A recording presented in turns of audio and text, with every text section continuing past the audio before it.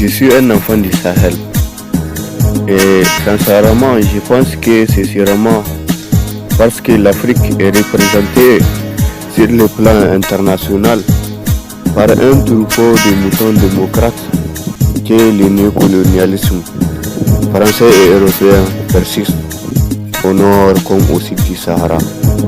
Et je pense que c'est justement le rapport de cause à effet entre le mode de vie européen et la misère de l'Afrique.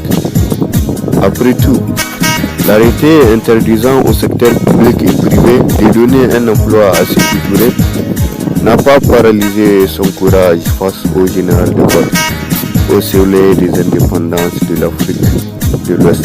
Contrairement à la génération de moutons kamikazes qui ont voté le oui au pillage de l'Afrique après le soleil des indépendances. Contrairement aux troupeaux de moutons qui ont marché dans les rangs du général de Gaulle. Contrairement aux moutons gouverneurs de l'AOF et originaires de la Côte d'Ivoire. Contrairement aux moutons Mobutu de la République démocratique du Congo. Contrairement aux moutons économistes de la Côte d'Ivoire. Contrairement aux moutons militaires tchadiens. Contrairement aux moutons miniers du Niger. Contrairement aux moutons qui a planté le couteau de la trahison dans les dos du général Ibrahim Barry Menassara.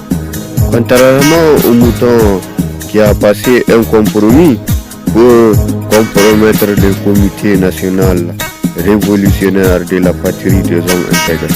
Contrairement aux moutons vaincus et chassés par le lieutenant Amadou Toumani Touré. Contrairement aux moutons remerciés par Laurent Désiré Kabila.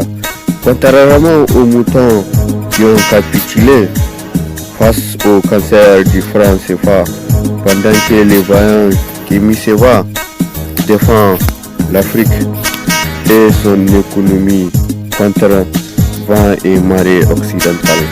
Contrairement aux moutons dressés et intimidés par la carrière criminelle du Nicolas Sarkozy, aux grandes dames du climat libyen avant l'escalade meurtrière de loups originaires de l'Occident.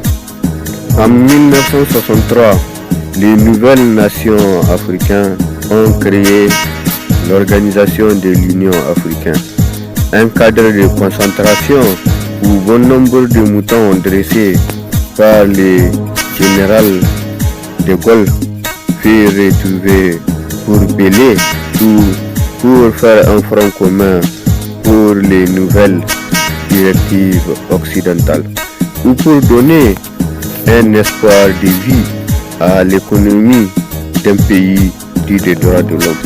En 2002, la même organisation fut renommée l'Union africaine comme l'Union européenne, même si cette dernière est sans l'OTAN et l'arsenal nucléaire qui va avec.